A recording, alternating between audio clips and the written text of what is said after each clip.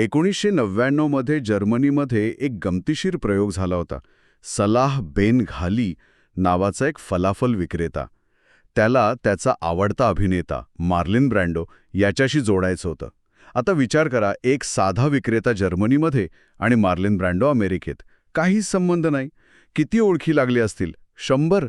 1000? ही कल्पनाच अविश्वसनीय वाटतेय ना, पण उत्तर ऐकून तर खरंच धक्का बसेल. फक्त सहा ओळखींच्या साखळीत ते एकमेकांपर्यंत पोचले. 6? फक्त 6? हो, आणि हीच ती प्रसिद्ध कल्पना आहे 6 डिग्री ऑफ सेपरेशन. म्हणजे जगातले कोणतेही 2 अनोळखी लोक फक्त 6 किंवा त्याहून कमी लोकांच्या माध्यमातून एकमेकांशी जोडलेले आहेत. पण हेच तर मला पटत नाही. म्हणजे आज जगात 8 अब्ज लोक आहेत आणि आपले मित्र कोण असतात? जे आपल्या जवळ राहतात, आपल्यासोबत काम करतात. बरोबर, आपल्याच शहरातले. हो, मग जग इतकं लहान कसं असू शकतं? जर माझे सगळे मित्र माझ्यासारखेच असतील तर जगातल्या दुसऱ्या टोकावरच्या व्यक्तीपर्यंत मी फक्त 6 पायऱ्यांमध्ये कसा पोचणार? हा एक मोठा विरोधाभास आहे. आणि अगदी याच विरोधाभासावर आज आपण बोलणार आहोत. यामागे 2 जबरदस्त वैज्ञानिक मॉडेल्स आहेत आणि त्यांचाच आपण आज सखोल अभ्यास करणार आहोत. एक मॉडेल शॉर्टकटची कल्पना सांगतं, तर दुसरं हब्स किंवा महाकेंद्रांचं महत्त्व. आणि यातून आपल्याला कळेल की ही कनेक्टिव्हिटी आपल्यासाठी चांगली आहे की वाईट. अगदी बरोबर. ठीक आहे, तर मग सुरुवात याच विरोधाभासापासून करूया. गणित काय सांगतं? की जर आपले मित्र जगात कुठेही विखुरलेले असते तर जग लहान असणं शक्य आहे. पण तसं नसतं. आपले मित्र ते एकमेकांनाही ओळखतात. याला क्लस्टरिंग म्हणतात ना? हो, क्लस्टरिंग. तर एका मॉडेलनुसार जिथे प्रत्येकजण फक्त आपल्या जवळच्या लोकांनाच ओळखतो, तिथे जगाच्या दुसऱ्या टोकापर्यंत पोहोचायला तब्बल 8 कोटी पायऱ्या लागतील. मग हा 6चा आकडा येतो कुठून? बरोबर. आणि इथेच गणितज्ञ डंकन वॉट्स आणि स्टीव्ह स्ट्रोगॅट्स यांचं काम खूप महत्वाचं ठरतं. त्यांनाही हाच प्रश्न पडला होता. त्यांनी सुरुवात केली ना, ती एका अगदी नियमित क्लस्टर्ड नेटवर्कपासून. म्हणजे असं समजा की एका वर्तुळात सगळे उभे आहेत आणि प्रत्येकजण फक्त आपल्या आजूबाजूच्या काही लोकांशीच बोलू शकतो. म्हणजे अगदी माझ्या मित्रमैत्रिणींसारखं आम्ही सगळे एकाच ग्रुपमध्ये असतो. पण मग त्यांनी नक्की काय केलं की हे सगळं चित्रच बदलून गेलं? त्यांनी एक अगदी छोटासा पण खूप हुशारीचा बदल केला. त्यांनी त्या वर्तुळातल्या काही जोडण्या म्हणजे काही ओळखी तोडल्या आणि त्या नेटवर्कमध्ये कुठेही पूर्णपणे रँडमली जोडून टाकल्या. रँडमली? हो. कुठेही? हो. यालाच त्यांनी शॉर्टकट असं नाव दिलं. हे असं आहे जसं तुमच्या कॉलेजच्या ग्रुपमधल्या मित्राची ओळख अचानक ऑस्ट्रेलियातल्या कुणाशी तरी निघते. तो तुमच्या जगाला एका दूरच्या जगाशी जोडणारा एक अनपेक्षित पूल असतो. अच्छा, म्हणजे फक्त काही लांब पल्ल्याच्या ओळखी नेटवर्कमध्ये टाकल्या, त्याचा परिणाम काय झाला? त्याचा परिणाम पाहून ते स्वतःच चक्रावून गेले. त्यांना दिसलं की नेटवर्कमधल्या फक्त 1% जोडण्या अशा शॉर्टकट म्हणून बदलल्यानं त्या नेटवर्कमधलं सरासरी अंतर म्हणजे डिग्री ऑफ सेपरेशन अक्षरशः कोसळलं. जे अंतर आधी हजारो पायऱ्यांचं होतं ते काही डझन पायऱ्यांवर आलं. 1%? फक्त 1%? हो. हे अविश्वसनीय आहे. म्हणजे आपल्याला वाटतं की जग लहान होण्यासाठी सगळं विस्कळीत असावं लागेल. पण हे मॉडेल सांगतंय की 99% ओळखी तुमच्या जवळच्याच असू देत.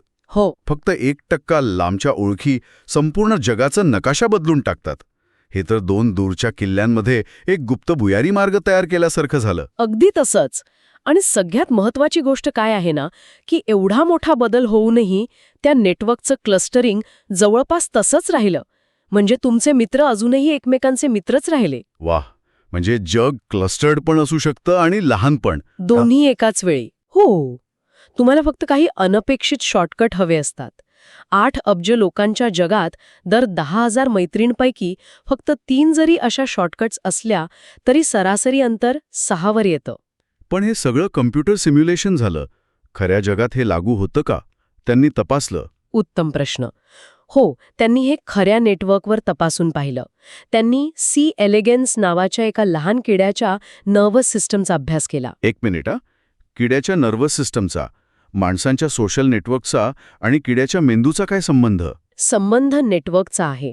त्या किड्याच्या मेंदूत 282 न्यूरॉन्स आहेत जे एकमेकांशी जोडलेले आहेत.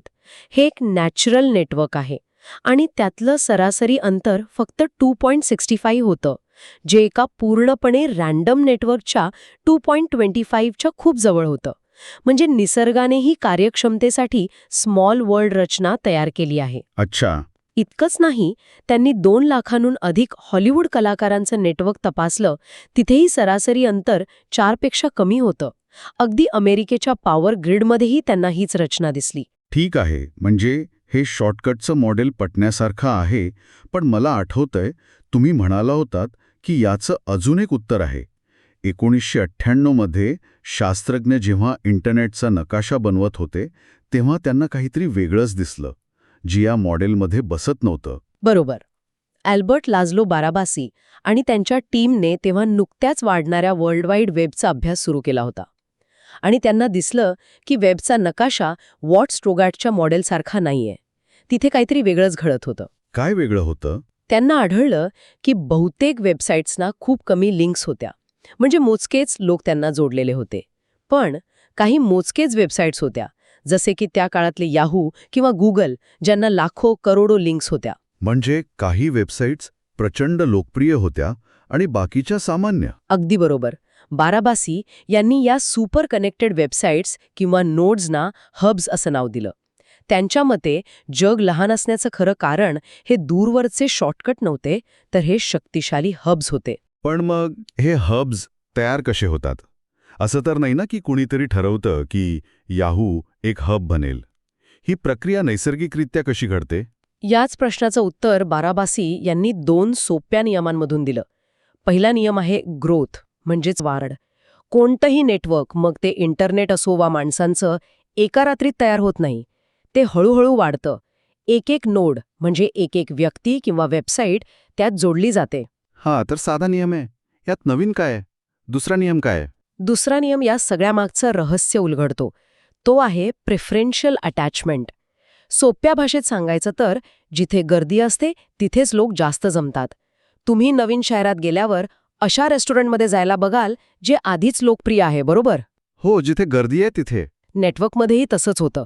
जेव्हा एखादा नवीन नोड नेटवर्कमध्ये येतो तेव्हा तो अशा नोडशी जोडला जाण्याची शक्यता जास्त असते ज्याच्याकडे आधीच खूप कनेक्शन्स आहेत. अच्छा, म्हणजे जे आधीच लोकप्रिय आहे ते आणखी लोकप्रिय होत जातं. यालाच श्रीमंत अधिक श्रीमंत होतो असंही म्हणतात ना?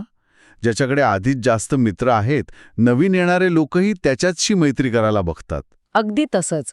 आणि या दोन्ही नियमांमुळे ग्रोथ आणि प्रेफरेन्शियल अटॅचमेंट हब्स नैसर्गिकरित्या तयार होतात. याचं एक उत्तम उदाहरण म्हणजे शिकागोचं ओहेर विमानतळ. सुरुवातीला ते एक सामान्य विमानतळ होतं, पण जसजशी तिथे नवीन उड्डाणे येऊ लागली तसतसं ते प्रवासांसाठी आणि इतर एअरलाईन्ससाठी अधिक आकर्षक बनलं आणि आज ते अमेरिकेतील सर्वात मोठ्या हब्सपैकी एक आहे. पण मग एक प्रश्न मनात येतो. हे हबचं मॉडेल आणि आधीचं शॉर्टकटचं मॉडेल ही दोन्ही एकमेकांना विरोध करणारी आहेत का? की दोन्ही एकत्र काम करतात? कारण मला वाटतं माझ्या आयुष्यात काही लांबचे शॉर्टकट मित्रही आहेत आणि मी काही हब असलेले लोकांनी ओळखतो. हा खूप महत्वाचा मुद्दा आहे. ही दोन्ही मॉडेल्स एकमेकांना विरोध करत नाहीत, उलट ती एकमेकांना पूरक आहेत. बरीचशी खरीखोरी नेटवर्क्स या दोन्ही मॉडेलचं मिश्रण असतात. तिथे काही अनपेक्षित शॉर्टकटही असतात आणि काही नैसर्गिकरित्या तयार झालेले हब्सही असतात. आणि हे फक्त मानवनिर्मित नेटवर्कमध्येच नाही तर निसर्गातही दिसतं असं तुम्ही म्हणाला होतात? हो, निसर्गातही सर्रास दिसतं. उदाहरणार्थ समुद्रातील अन्नसाखळी घ्या. अटलांटिक कॉडसारख्या काही कीस्टोन प्रजाती असतात, ज्या शेकडो इतर प्रजातींना जोडतात. जर ते मासे नाहीसे झाले तर संपूर्ण अन्नसाखळी कोलमडते. ते त्या नेटवर्कचे हब आहेत. अरे वा! अगदी आपल्या शरीरातील पेशींमध्येही हेच दिसतं. ATP नावाचा एक रेणू असतो, जो पेशींमधील शेकडो रासायनिक प्रक्रिया नियंत्रित करतो. तो त्या जैविक नेटवर्कचा हब आहे. म्हणजे आपल्या आजूबाजूला, अगदी आपल्या शरीरातही हीच तत्व काम करत आहेत. हे सगळं खूप प्रभावी वाटतं. पण मला कुठेतरी असं वाटतंय की याची एक दुसरी गडद बाजूही असणार. इतकं जोडलेलं असणं हे नेहमीच चांगलं असतं का? तुम्ही अगदी बरोबर मुद्दा पकडला आहे. हीच कनेक्टिव्हिटी नेटवर्कला प्रचंड असुरक्षित बनवते. वॉट्स आणि स्ट्रोगॅट्स यांच्या सिम्युलेशनमध्ये परत जाऊया. त्यांना दिसलं की नेटवर्कमध्ये फक्त काही शॉर्टकट टाकल्यावर एखाद्या रोगाचा प्रसार नियमित नेटवर्कपेक्षा खूप वेगाने होतो. बापरे! तो वेग जवळजवळ पूर्णपणे यादृच्छिक नेटवर्क इतकाच असतो, जिथे प्रत्येकजण एकमेकांशी जोडलेला आहे. आणि हब्सच्या बाबतीतही तेच खरं असणार. कारण सगळेजण त्या एकाच जागेवर अवलंबून आहेत. नक्कीच. आपण विमानतळाचं उदाहरण घेतलं होतं. कल्पना करा, ऑगस्ट 2025 मध्ये शिकागो ओहेअर विमानतळावर एका मोठ्या वादळामुळे सगळी उड्डाणे रद्द झाली. त्याचा परिणाम फक्त शिकागोपुरता मर्यादित राहणार नाही, कारण शिकागो एक हब आहे. त्यामुळे संपूर्ण देशातील आणि आंतरराष्ट्रीय विमानसेवेचं वेळापत्रक कोलमडून पडेल. हे तर मी स्वतः अनुभवले आहे. एकदा माझी बंगळूरची फ्लाईट दिल्लीतल्या धुक्यामुळे अडकली होती आणि पुढचे 2 दिवस माझं सगळं वेळापत्रक कोलमडलं. एका हबमध्ये अडचण आली की त्याचा परिणाम देशभर कसा होतोय तेव्हा कळलं. याला नेटवर्कची अकिलीज हिल म्हणतात, म्हणजे नेटवर्कची सर्वात कमजोर बाजू. हब्स नेटवर्कला कार्यक्षम बनवतात, पण तेच त्याला नाजूकही बनवतात. पण याचा उपयोग चांगल्या कामासाठीही करता येतो. चांगल्या कामासाठी या कमजोर बाजूचा वापर तो कसा काय? याचं एक उत्तम उदाहरण म्हणजे नेटवर्क मेडिसिन नावाचं एक नवीन क्षेत्र. यात शास्त्रज्ञ काय करतात? ते रोगाशी संबंधित असलेल्या जैविक नेटवर्कचा नकाशा बनवतात आणि मग सरसकट हल्ला करण्याऐवजी ते त्या नेटवर्कमधल्या हब्सना लक्ष्य करणारी औषधं बनवतात. म्हणजे थेट शत्रूच्या राजालाच हरवण्यासारखं आहे. अगदी बरोबर. आणि याचं एक जबरदस्त खरं उदाहरण म्हणजे थायलंडने HIV विरोधात दिलेला लढा. 1990च्या दशकात तिथे HIVचा प्रादुर्भाव वेगाने वाढत होता. तेव्हा सरकारने नेटवर्क थिअरीचा वापर केला. त्यांनी संसर्गाच्या प्रसाराचे हब्स ओळखले. आणि ते हब्स कोणते होते? ही होती वेश्यागृह. ती संसर्गाच्या प्रसाराची मुख्य केंद्र होती.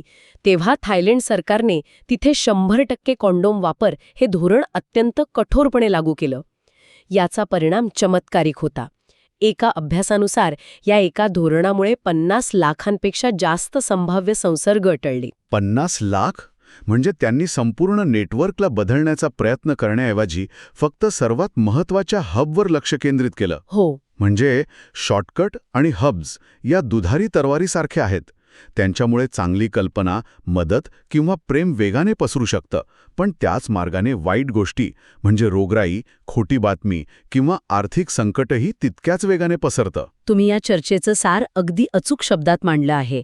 ही रचना प्रणालीला कार्यक्षम बनवते, पण त्याचबरोबर तिला अत्यंत संवेदनशील आणि असुरक्षितही करते. तर आज आपण पाहिलं की जगाला लहान बनवण्यामागे 2 प्रमुख रचना कशा काम करतात. एक म्हणजे काही अनपेक्षित शॉर्टकट ओळखी आणि दुसरी म्हणजे काही मोजके पण अत्यंत शक्तिशाली हब्स जे संपूर्ण नेटवर्कला एकत्र बांधून ठेवतात. आणि आपण हेही पाहिलं की या दोन्ही रचना प्रणालीला केवळ कार्यक्षमच बनवत नाहीत, तर त्या तिला अनपेक्षित धोक्यांसाठी असुरक्षितही करतात. एका ठिकाणची छोटीशी समस्या संपूर्ण नेटवर्कमध्ये वणव्यासारखी पसरू शकते. या सगळ्या चर्चेतून एक गोष्ट स्पष्ट होते. आपल्याला नेहमी वाटतं की आपलं नेटवर्क म्हणजे आपल्या ओळखी आपल्याला घडवतात, पण आपण हे विसरतो की आपल्या कृती आपलं नेटवर्क घडवतात. जर आपली प्रत्येक ओळख, प्रत्येक कनेक्शन चांगल्या वाईट गोष्टी पसरवण्यासाठी एक मार्ग असेल, तर एक शेवटचा विचार मनात येतो. कोणता?